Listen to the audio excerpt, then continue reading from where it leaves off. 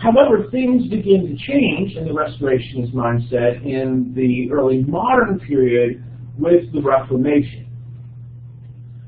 So that, throughout the Middle Ages, a lot of Restorationists would adopt, and a lot of Protestants would adopt too, the mindset that was set up by a lot of Renaissance thinkers of this period of the Middle Ages being the Dark Ages.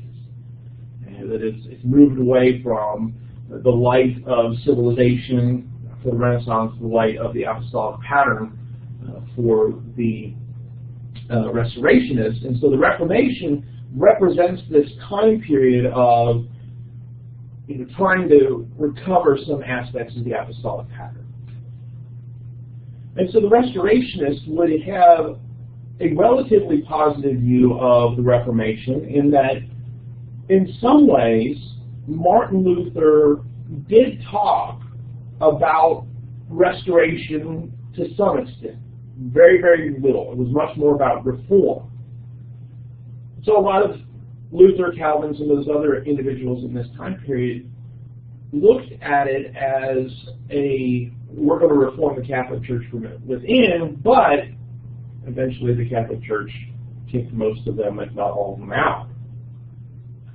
So they emphasized reform rather than restoration, although restoration was sometimes talked about. But other positive things that would come out of the Restoration out of the Reformation to the Restorationists would be the emphasis on Scripture, particularly Scripture alone, in opposition to the church tradition. So, while a Catholic would say that or a Catholic could say, one that would support a traditional Catholic view would say, there are two sources of authority in Catholicism. There is, of course, Scripture, but then there's also the Church's tradition. They're kind of equal weights of authority. So that even if the practice can't be found in Scripture, because it has been practiced by the Church, it is believed that it's been handed on from the apostles to those early Christians to Christians in the Middle Ages to Christians in the early modern period to the current time. However, while the Restorationists that we're talking about would have positive things to say about the Reformation, right? They're going back to the Bible as opposed to church tradition.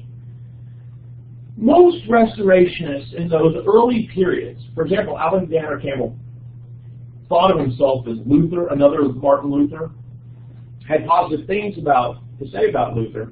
Those early Restorationists believed that Luther, Calvin, and others didn't go far enough, that they had spent too much time on reform and not enough on restoration. So they kept in the Restorationist mindset too much Catholic elements. Now this would have varied from the different groups in the Reformation. Some tended to reject wholesale Catholicism. If it's Catholic, let's get it out. We don't want anything that even hints at Catholicism. Like the Puritans, for example, would have been people that said, if it's Catholic, we don't want it. On the other hand, you had Anglicanism, the Church of England, which a lot of people felt was just Catholic light, so that it's Catholicism without the Pope, and that has to do with Anglicanism develops essentially because Henry VIII wanted to get a divorce. Not that Anglicans didn't like anything in the practice or the beliefs. It was essentially a political decision made by England that was based on a personal issue that the king had. So Catholicism and Anglicanism, even though Anglicanism would be a Protestant group because it rejects the Pope, looks very much like Catholicism. So you have this spectrum of how Reformation groups responded to Catholicism. the people like Alexander Campbell, and those are predominantly the people I'm talking about. So they found fault with Martin Luther. Yeah. Because they felt they were so no more reform. Yeah, well, that they started good, but they didn't go far enough. That in many cases they stopped too soon. And again, good historical evidence for that, not just a religious judgment. For example, Luther, of course, gets in trouble with the Catholic Church because of the things that he's claiming. And he essentially has to go into hiding for a few years. Well, while he's in hiding, people who have been influenced by his teaching really try to get rid of a lot of Catholic elements in how they are doing church, let's say. And so when Luther hears about some of this, he comes out of hiding because he feels that they're going too far and they're going too fast. Right? So he does kind of put the brakes on some of the things that here are people living out some of the principles he has been promoting, but when he looks at it and sees what happens, he's not comfortable with it, that they've gone too far. So there is historical evidence that Luther kind of pulls back. Same kind of thing with another reformer named Zwingli, who was in Switzerland. Yeah. And so he promotes similar types of ideas, but when a group of his followers question him on infant baptism, right? So Zwingli essentially says, if it's not found in Scripture, we shouldn't do it. So a group of his followers say, well, what about infant baptism? Because infant baptism, it's not. Some people would say that the household baptisms evidence infant baptism, but other than that, there's no good evidence out of Scripture that infant baptism is something that early Christians are thinking of, and so they're saying, well, let's get rid of infant baptism. Let's get infant. And Zwingli doesn't want to do it. Right? So it's a place where these restorationists would say they started along the lines, and we'd agree with them on a lot of things, but then there were things that came up that they pulled back, or they just didn't want to go there, or weren't ready to go there. So there was still the need, restorationists felt, to go further. And that the Reformation made a good start, but they didn't make enough changes. And of course, we're talking about the Restoration movement in America, the 19th century. So between Luther and Campbell, and I'm using Campbell to represent all of the people of his generation, right? So he's not the only one. There's 300 years. And so the argument would be that even the reformers kind of stopped, but then also their movements did the same kind of thing. They didn't live up to the ideals proposed by the reformers. And so you see, and that's a similar type of thing, again, can be argued historically, for example, within Methodism. Right? There was a lot of things that John Wesley supported and he condemned, but by the 1800s, 1900s, and of course today, Methodism looks different than, in some respects, than what John Wesley intended. An example of this would be, a very easy one, would be the issue of the American Revolution. Wesley was very much against the American Revolution. They felt it was a revolt against a divinely ordered king. But a lot of Methodists in the United States, or what would become the United States, were very supportive of the revolution because of political issues, right? So, I mean, that's just one example. There are others we could probably point to. And probably some theology that is supported by mainline United Methodists today would be different than Wesley, right? If we could bring Wesley back to life and say, here's what the United Methodist Church teaches today. They are your spiritual descendants. There would be some things he would agree with and probably a lot of other things that he would disagree with. That happens with the historical development of movements. For the Restoration movement churches, Same kind of thing would be, you bring Alexander Campbell, Martin Stone, some of those other people back to life and kind of compare it. There would be continuity, but there would also be some places where there would be change, some positive, some negative. Any questions about obviously that's a very brief overview, but as far as, thinking about how restorationists view history, those would be the major thing.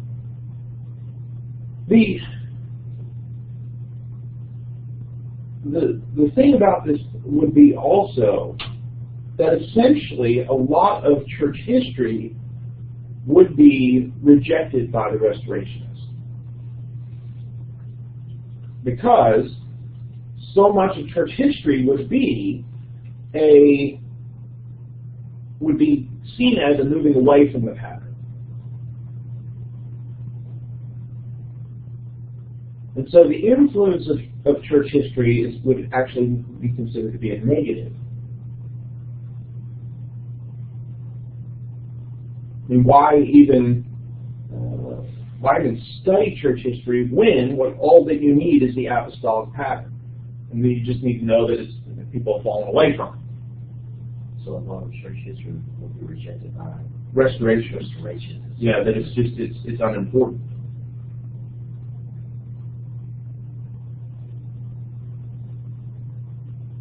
So why even bother studying it? And that's you can even see that in today, a lot of the congregations that are coming out of the Restoration movement in America who don't know some of these people that we'll be talking about, Alexander Campbell, Martin Stone, who are very influential in how these movements develop and the things that they emphasize, but because this notion of history being important at all is rejected. So there is this historylessness that permeates restorationist groups. And again, we're particularly focusing on an American form of restorationism from the 19th century, but the Puritans, for example, saw themselves as restorationists. And they did very similar types of things. Saw themselves as the new Israel, essentially, and saw in their lives a recapitulation of the events of Scripture, almost as if the two periods have just been melded together, the present and the past. And so those intervening 1,600 years are unimportant, are unnecessary.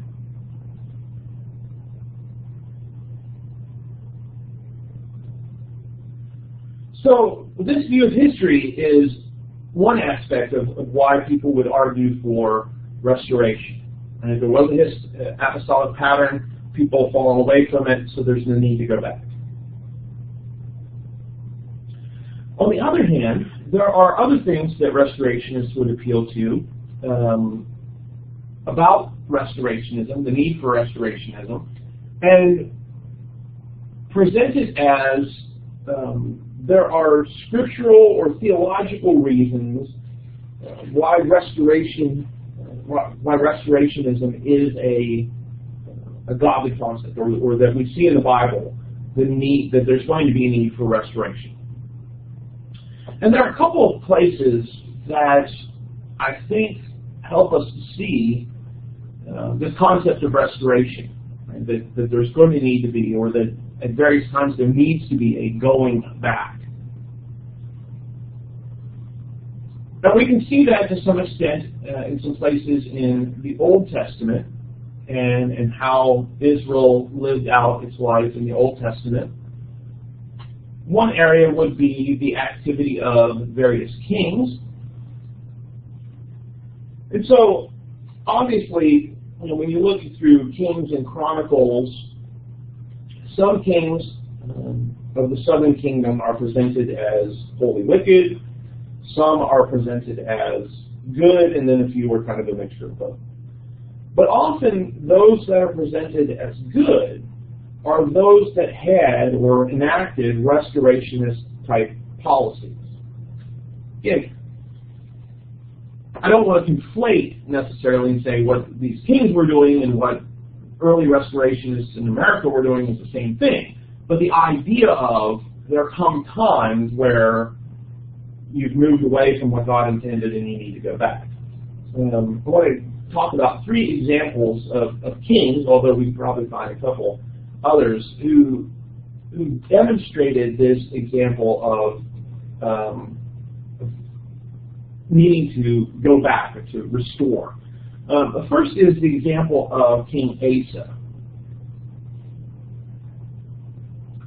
King Asa is presented as a positive king, a good king.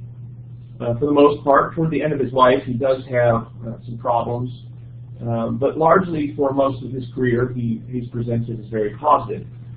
One aspect of this would be what's depicted in 2 Chronicles 15. And I am going to read all of this. There's others that we'll just highlight some things. But so the Spirit of God, this is 2 Chronicles 15, beginning in verse 1. The Spirit of God came upon Azariah, the son of Oded, who appears to be a prophet, and he went out to meet Asa and said to him, "Hear me, Asa, and all Judah and Benjamin. The Lord is with you while you are with him. If you seek him, he will be found by you, but if you forsake him, he will forsake you. For a long time, Israel was without the true God, and without a teaching priest, and without law. But when in their distress they turned to the Lord, the God of Israel, and sought him, he was found by them. In those times there was no peace to him who went out, or to him who came in, for great disturbances afflicted all the inhabitants of the land. They were broken in pieces. Nation was crushed by nation, and city by city, for God troubled them with every sort of distress. But you, take courage. Do not let your hands be weak, for your work shall be rewarded."